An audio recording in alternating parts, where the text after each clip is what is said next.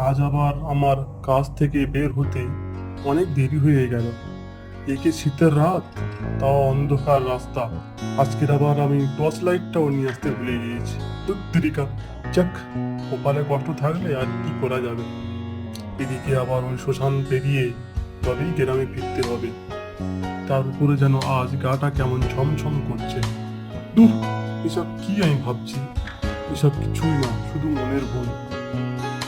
তারপর কিছুটা যাওয়ার পর শ্মশানের কাছাকাছি আসতেই বাবুরাম দেখলো যে তার সামনে কে যেন দাঁড়িয়ে আছে। বাবুরাম জিজ্ঞাসা করলো, কে? কে ওখানে এই শীতের রাতে অন্ধকারের মধ্যে দাঁড়িয়ে আছো? বলি, তোমার কি কোনো শীত করছে না? কে ওখানে? বাবুরাম কোনো উত্তর না পেয়ে একটু আগিয়ে গেল। তারপরে গিয়ে বাপুরাম দেখলো, ওরে বাপারে, এ তো ভূত। আমাকে ছেড়ে দাও, প্লিজ, আমাকে মেরো না। ছাড়বে বলো তো আমি আসিনি। আজ তোকে মেরে আমি তাজা রক্ত মাংস খেয়ে আমার খিদে মিটাবো। না, আমাকে মেরো না। তুমি আমাকে বলবে আমি তাই করব। আমাকে মেরো না, আমাকে ছেড়ে দাও। তোরা সেদিন সবাই মিলে আমাকে মেরে ফেললি। আমি কি করেছিলাম? আমি গরিব, তাই মহাজনের ধার শোধ করতে একটু দেরি হচ্ছিল। কিন্তু তোরা আমার কোনো কথা শুনলি না, আমাকে লাস্টে মেরেই ফেললি। আজ তুই আমার হাতেই মর।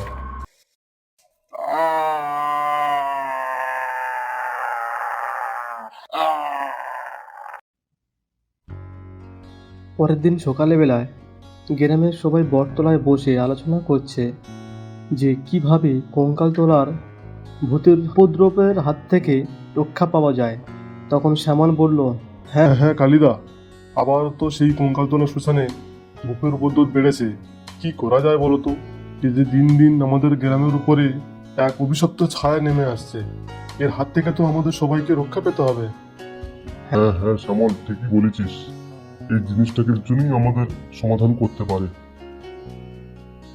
ওই ভূতের হাত থেকে একজনই আমাদের সমাধান বার করে দিতে পারে।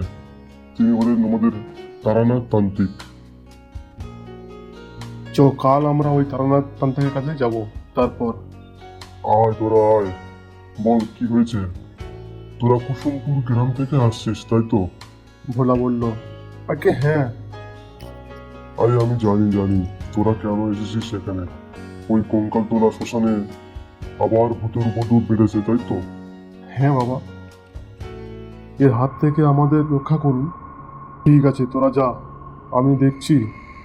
বলে তান্ত্রিক রাতের বেলায় হোম যোগে শুরু করলো এবং যেই মন্ত্রপুত করতে থাকলো, ওম কালী চামুন্ডায় নমঃ, ওম কালী চামুন্ডায় নমঃ বলে হোম যোগ শুরু করে ওই ভূতকে প্রকট করলো। তুই আমাকে ছেড়ে দে, আমি তোর কোনো ক্ষতি করিনি। তবে কেন তুই আমার কাজে বাধা দিচ্ছিস?